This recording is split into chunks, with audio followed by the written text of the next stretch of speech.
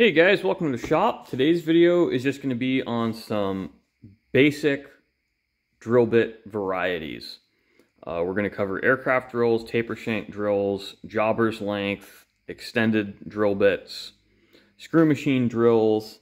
We've got some reduced shank drills here, center drills, and this is what's called a spotting drill.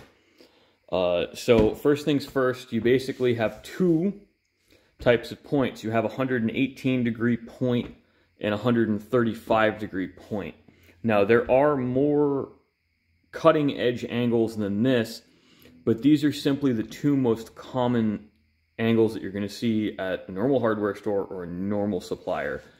Now I don't have any 135 degree drills in front of us, at least factory ground, because I tend to not buy those. A 118 degree point is a very good compromise for the vast majority of materials. If you're drilling like say brass or plastic, you might go down to a 90 degree point or even an 80 degree point. Because basically the pointier you are, effectively the sharper the bit and the less cutting resistance you get, but the less wear resistant it is.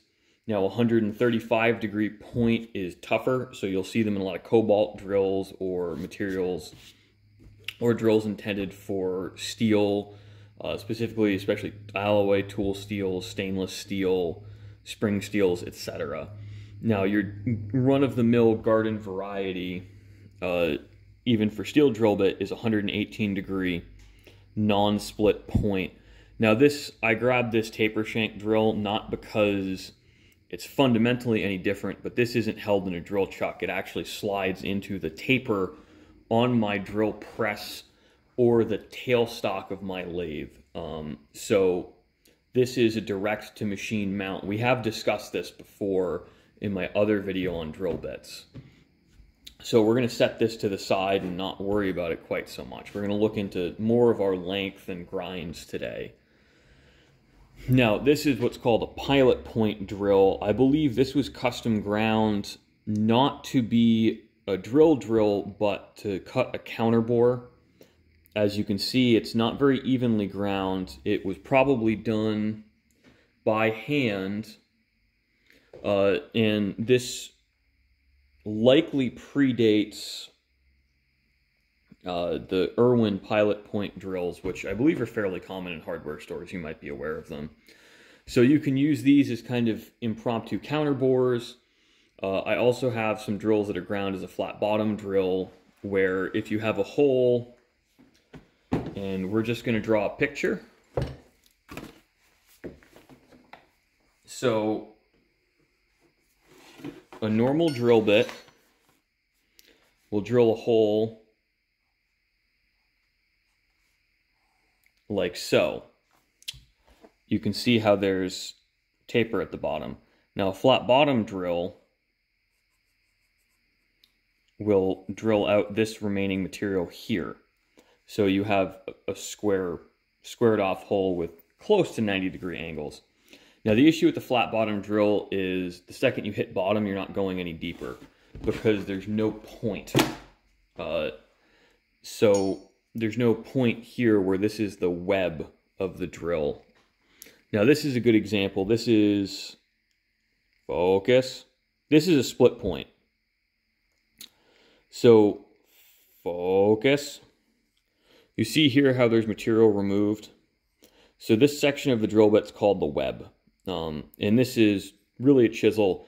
And when you think about a circle spinning here, you have zero surface speed here. So the smaller and thinner your web, the easier it is to cut, but also the more fragile the drill. Now, this drill here, focus. Do you see how this point isn't split? Now, this is stronger. This is a little bit more durable than this other drill here, but the downside is you have a much higher resistance to cutting. Now, if you're drilling a hole and it has to be very close to size and you can't afford to ream, I've actually had the best luck with drilling on size with no pilot hole, at least if your machine's capable of turning it. Now, this Here is another example of a split point. And you see here how on the drill bit we have relief ground. This does make it turn a little bit easier. There is an advantage. It does slightly reduce your horsepower requirements for a given hole size. Now again, the trade-off is fragility. And this also is a good example. This is a titanium nitride coating. This is really nice for aluminum because aluminum doesn't stick to it. And this also does help the tool run a little bit cooler. But as soon as you sharpen the drill for the first time, this coating's irrelevant. So you'll notice that the majority of my drill bits are either black oxide or bare. Because in this shop, I run a lot of cutting oil, and I don't have the horsepower to really take advantage of these coatings so much. Where this is nice to have, but I don't think it's very relevant in most home shops or hand tool applications because you just don't have the horsepower to turn the drill. And this is another reduced shank. These are both reduced shank drills. This here is a really good drill for a hand drill because it's a 1/2-inch drill, but you can fit it in a nice small drill chuck. Then you don't need a lot of holding power because we have 3 big flats on it. And you also see here where this is a wood bit because you see how much this has been relieved. Where we have a very small amount of cutting area. We have a aggressively split point. Focus. Good camera. Focus. Camera's focusing. We have a really aggressively split point on this guy. Now, this is a standard jobber's length drill bit, which is about length to diameter ratio. I can never remember what this intermediate size is, where this is not. I think this might be a taper length drill, but it's not a taper shank. Taper shank, this is a 5/8 inch drill. And this is, let me double check so I don't read it on camera. This is a 9/16 inch drill. But you see how much different our length diameter ratio is. The taper shank drills are much longer. So I believe that this drill here is a taper shank length drill, but it doesn't have a taper shank. It's just a round drill. So it's a taper length drill. Now that we're done confusing you guys, this is a standard jobber's length drill, which again is just your length to diameter ratio. And this is a aircraft or extended length drill. Now, one of the reasons I use a lot of screw machine length bits or stub drills is just because they're stiffer. Now, most holes I drill are under 1 inch deep, which this drill bit will do. And because of your length to diameter ratio, this 1/2 inch drill is a lot stiffer than this 1/2 inch drill. This basically acts like a wet noodle, and this is rock solid. And it's because of your length to diameter ratio. And, you know, I think it's LD5 is where I start to struggle drilling deeper holes, and I really have to peck and flush chips out. So that is when my length of hole is about 5 times longer than my drill bit diameter. You might have different experiences. I actually have an easier time drilling deep holes on the lathe because you are drilling this way instead of this way. So it's easier for the helix, the twist on the drill, to pull chips perpendicular to gravity than opposite to gravity. Instead of pulling up, they're pulling sideways. So that's my theory, and I'm sticking to it. Now, these other drills we have here are what are called center drills. Now, these are for a center on a lathe, which if you've seen my other videos, and I might put a link in the description, it depends how motivated I am. This video is actually a direct response to a viewer. Thank you, Ken. You're one of my long-time high-commenting viewers, so let's give you a call-out. Now, you can use these as a spotting drill by just using the 118-degree point on it and just using this part here. But the application in a lathe is you actually drill up to about here on the flutes. And what you're doing that for is what's called tailstock support. So we'll pretend my pencil's my tailstock and my hand is the part. I'll drill a hole with a 60-degree angle, like here, and basically put my tailstock in it. So when I'm cutting, the part doesn't deflect as much.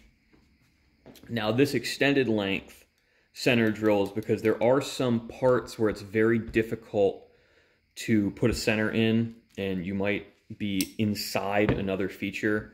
So let's find I don't have any good examples in the shop, but a good verbal explanation is if this piece of wood had a hole in here, say 1 inch deep, I couldn't get this in there 1 inch deep while also supporting it thoroughly in my drill chuck jaws that I have in my tailstock. So I'll need one of these to reach deep inside, put the center in, and then I'll probably have to, you know, modify or use a special center that will sit inside the part for my tailstock support. Now lastly, we have what's called a spotting drill. Now this is 140 degree point. It's very hard to see. Very small drill. Focus. And it's a split point. Now the reason for this drill is small drills like to wander. Now this is solid carbide. These are not inexpensive. I believe this one was about $20 or $25. Yep, 1/8 inch, 140 degree included angle. Because you want the very tippy tip of the drill. You know what? This is a good example. You want this part, the center of the drill, to start cutting first, because what'll happen if you catch on this area here, the drill is going to start doing this and you'll drill oversize. So you can make changing your method of spotting where you drill can affect your hole size when you're working very precisely. So I use a lot of 135 degree drills I grind in the shop because that's what I resharpen everything to.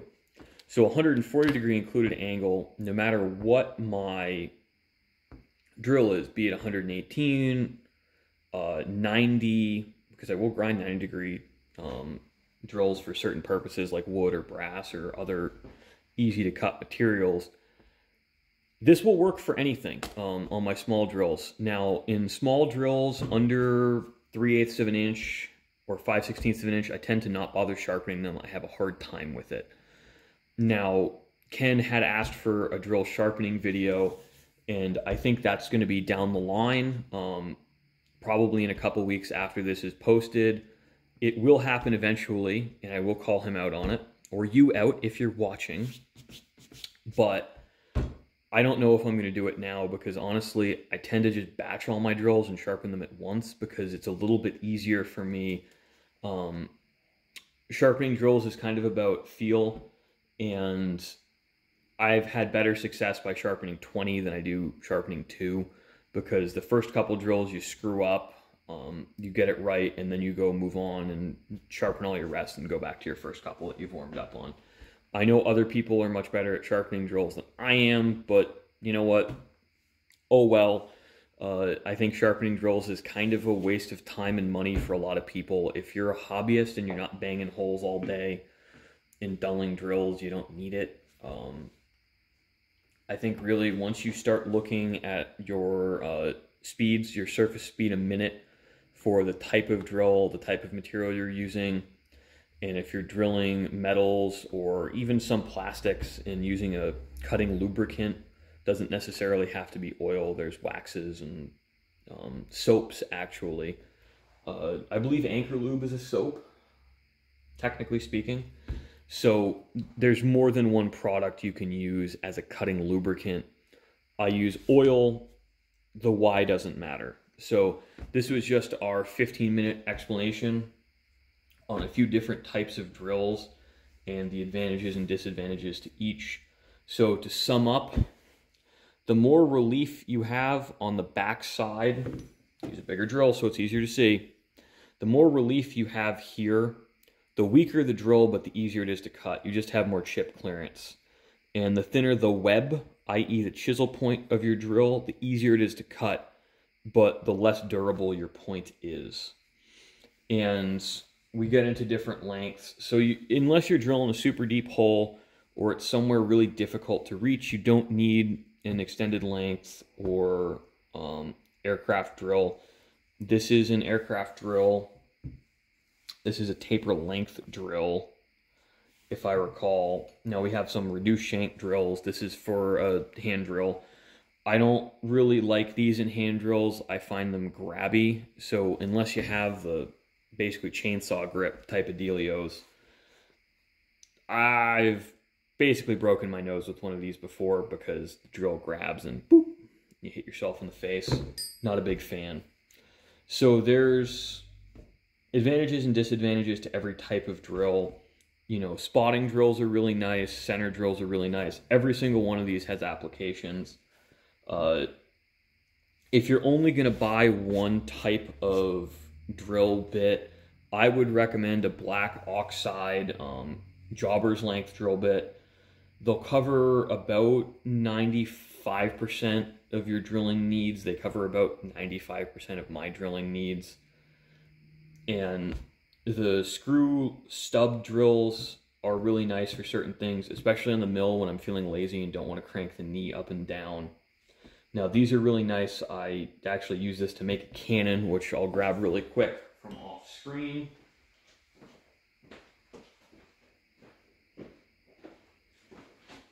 And I can't grab it really quick from off screen because I actually brought it in the house. And we're in the shop, so never mind.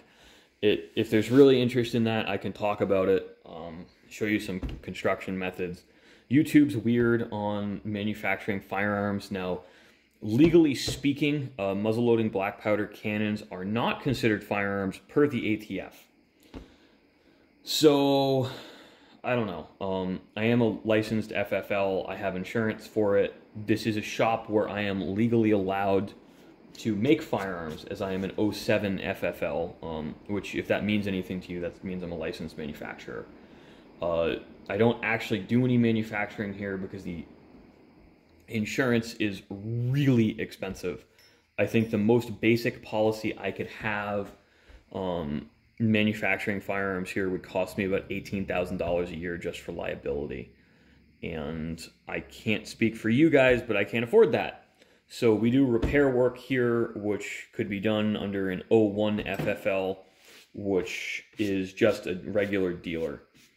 And we're getting off into the weeds, but the regulatory environment on that is relatively interesting because so much of it is up to the states. Now, I operate in New Hampshire, so we don't have huge legal requirements at the state level.